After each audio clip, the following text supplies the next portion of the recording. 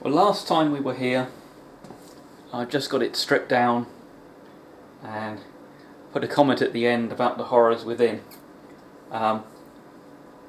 We've got some oil in here, so it's either the seal or oil is coming down behind this sleeve. The sleeve runs on the gearbox input shaft, and then the clutch basket runs on that sleeve. Now that sleeve is meant to be sealed to the shaft, and it's the one place that Hylamar is actually specified on the engine, and it's either not been put there last time that was apart, and there are signs of that this is a replacement gasket. It's not quite as good a fit as a factory gasket. So the Hylamar may have been omitted, it may just have aged. There is another seal behind the basket, though at a glance there doesn't appear to be any oil back there.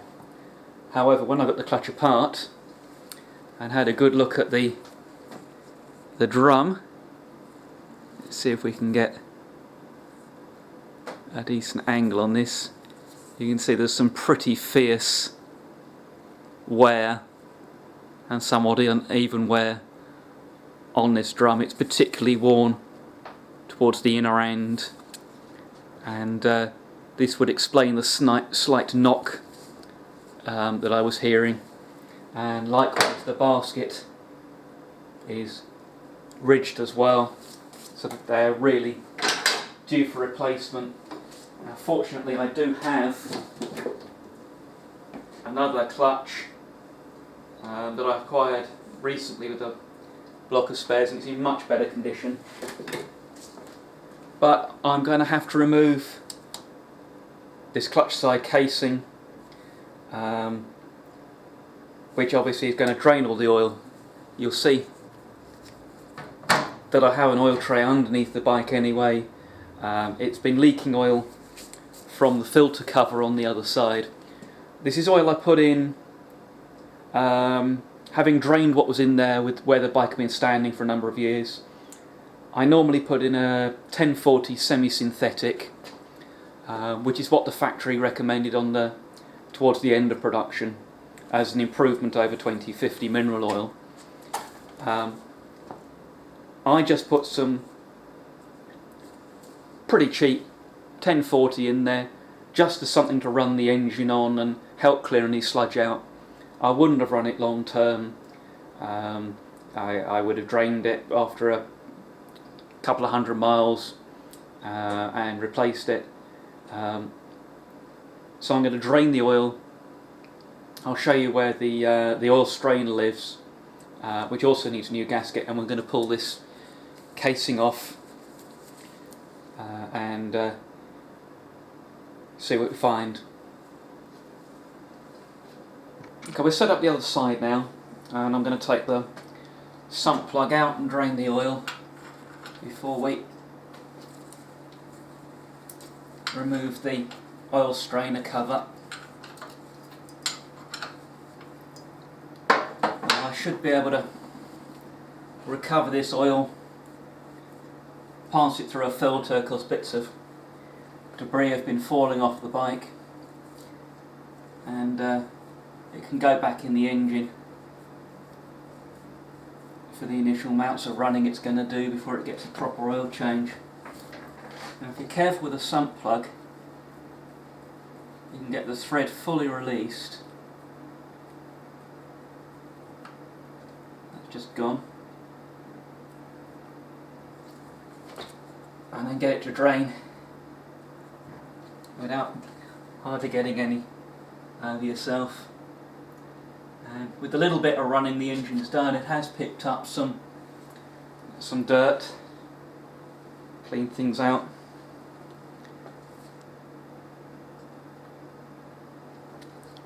And it's got a magnetic plug,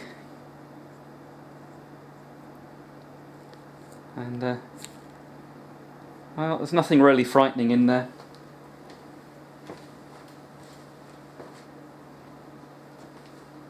The gasket on this plug's pretty chewed up. It's going to need a new one. Which would also explain a certain amount of the oil leakage I've been getting.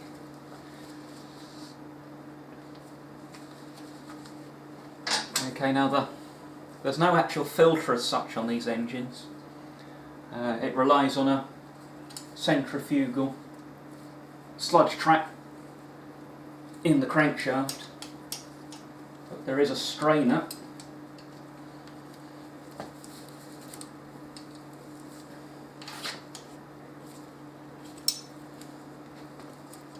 which is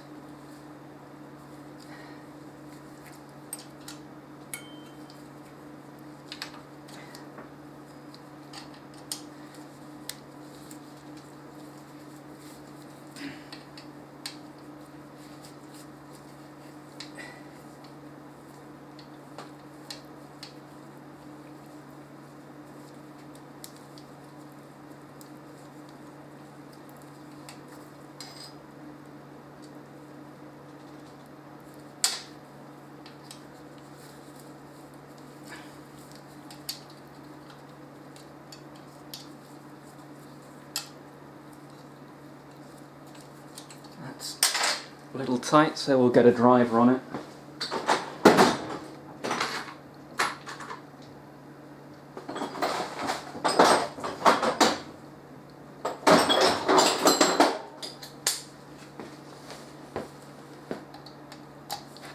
Oop, next bit size up.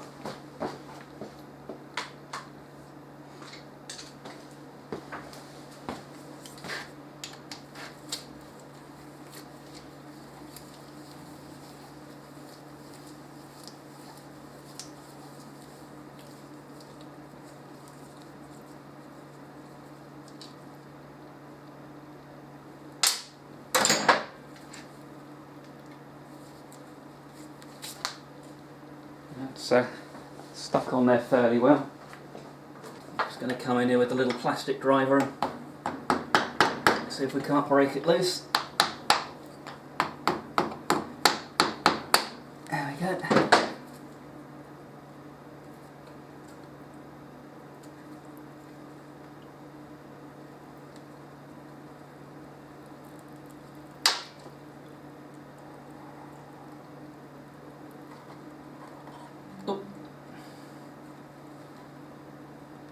And this is the oil strainer. This one's a little bit distorted. It's got a bit of a bow in it. Sometimes people manage to not get the far end seated in its hole, and putting the side cover on ends up squashing it. But this will get given a wash, get cleaned up and go back in. In the meantime, I'm just going to park it across the corner of the drain tray while I find a dish to put it in. Okay, we're back around to the clutch side. I'm going to pull the casing off, so there's a few things I need to take care of first. The first is to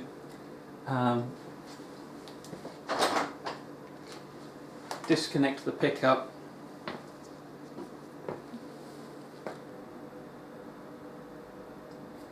Okay, so I'm going to take the pickup off.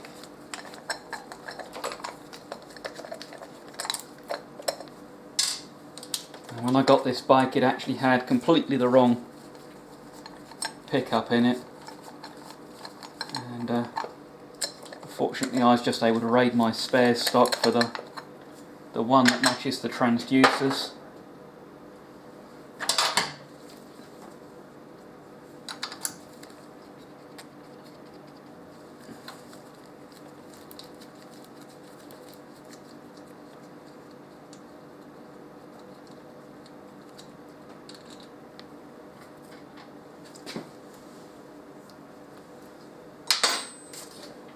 There is actually a static timing mark in there for initial setup, and then you go on to adjust it dynamically with the engine running.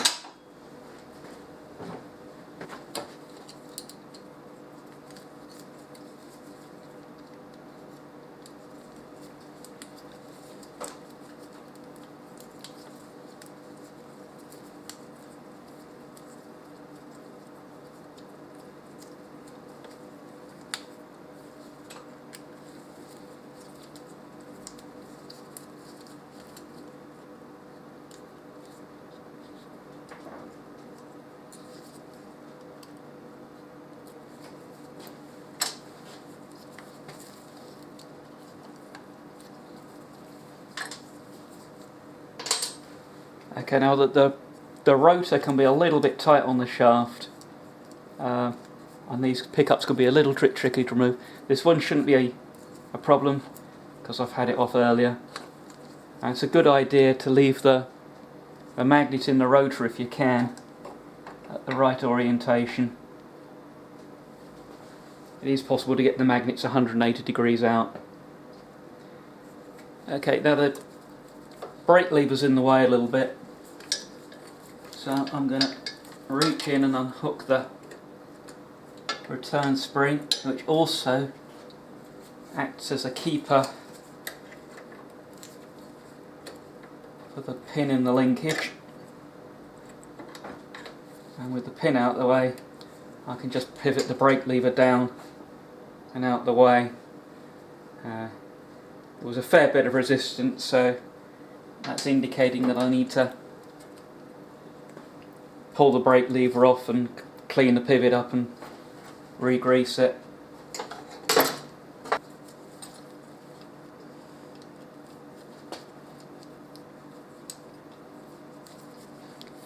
You want to get these drivers well seated.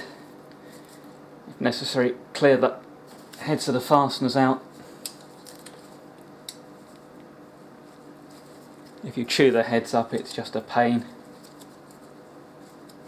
Now these are beginning to feel as if there's an excess of gasket sealant that's gummed up the threads,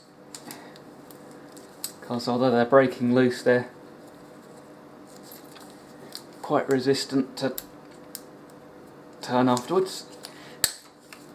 And not all that enthusiastic about breaking loose at all.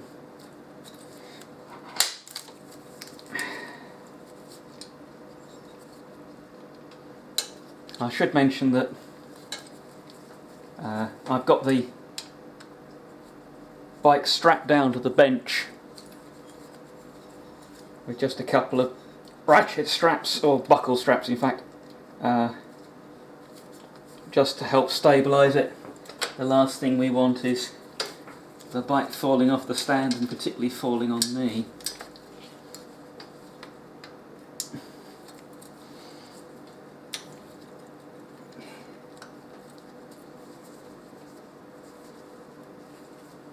Not all of these fasteners are the most accessible.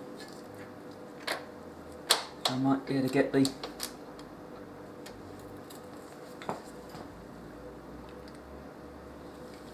drive a bit into that one.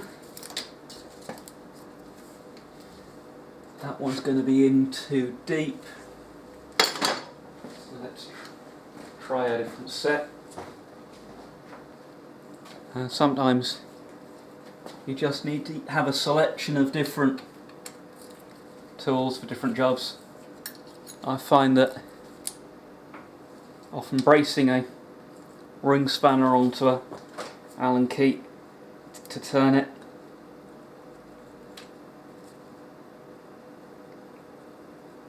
and that is remarkably tight.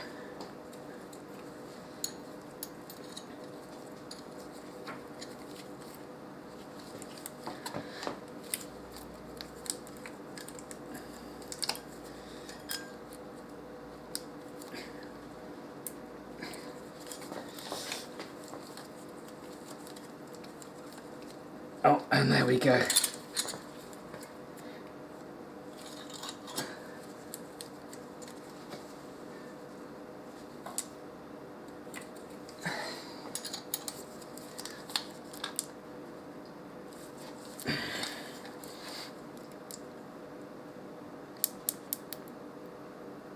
Oh, blimey.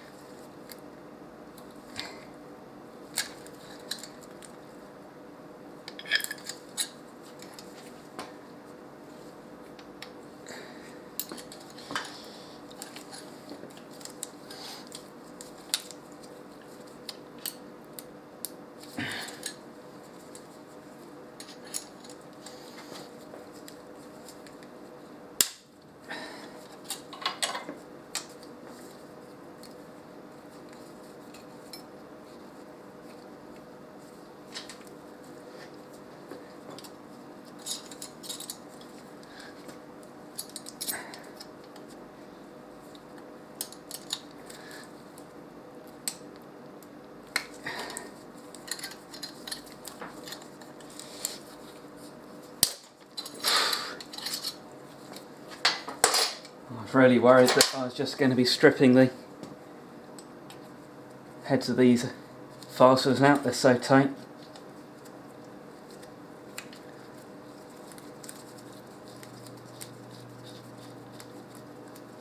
Certainly be giving the threads a good clean before they go back in. Okay, let's go back to trying to get these fasteners out.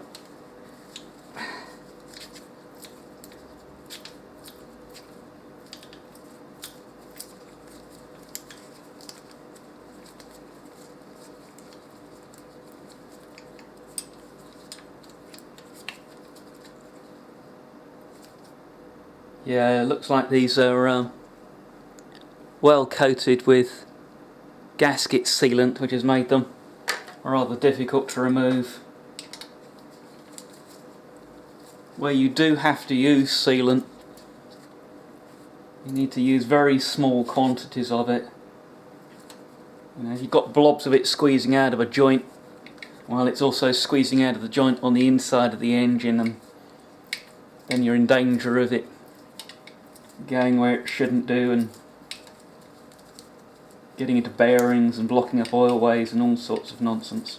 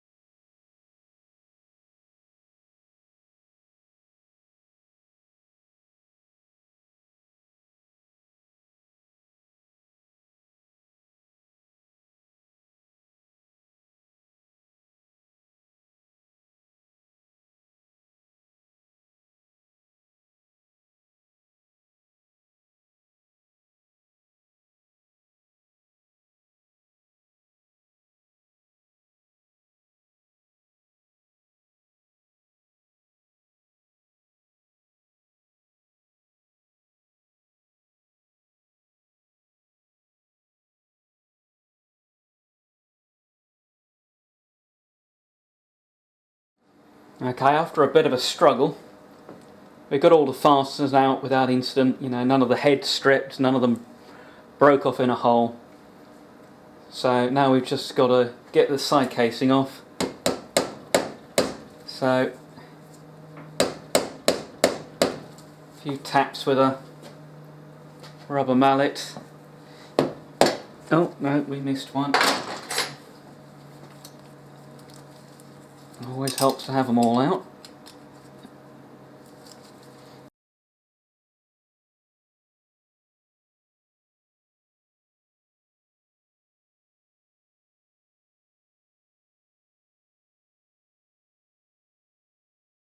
Okay, now we're sure we have got them all out. We need to break the casing loose.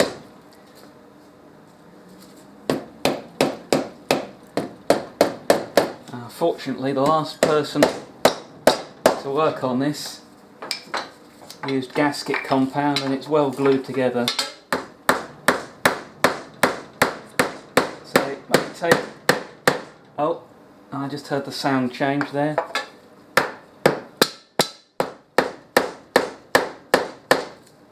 We've got some progress perhaps.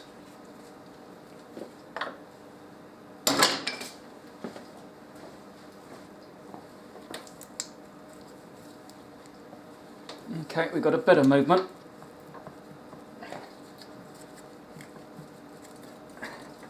Now the casing's located on a couple of dowels.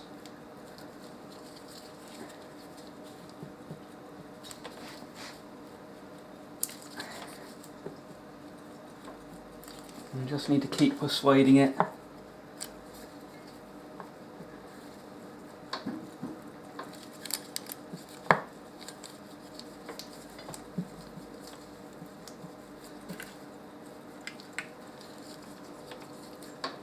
You know, we don't want... There we go. And there's... Just leave the oil to drain for a bit. The kickstart mechanism is going to want to unwind itself given half a chance. So if I keep my thumb on it as I draw the casing off,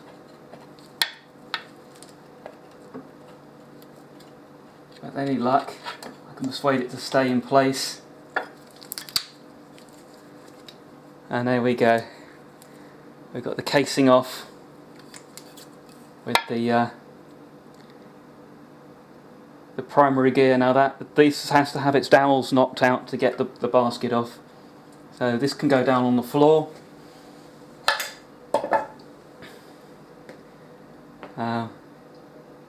You can see it's not too bad in here. There's one or two little spots of sludge. This little recess in here will be, feel a few little bits and pieces down the bottom there, and I will just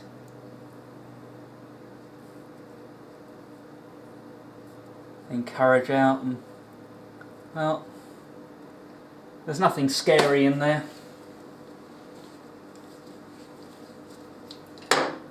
This is the sleeve I was talking about earlier, and there's no real sign of that being properly sealed onto the shaft, so the oil may well have been coming down the middle there. This is the beveled washer. The bevel goes towards the bearing. Yeah, there's the remains of the Hylamar just in the splines there, but it's all gone hard and brittle. And that shaft needs a good clean up. And the spline's clearing out for when it goes back together. So we'll call it quits for this evening, and I'll just let the remainder of the oil drain down into the tray underneath.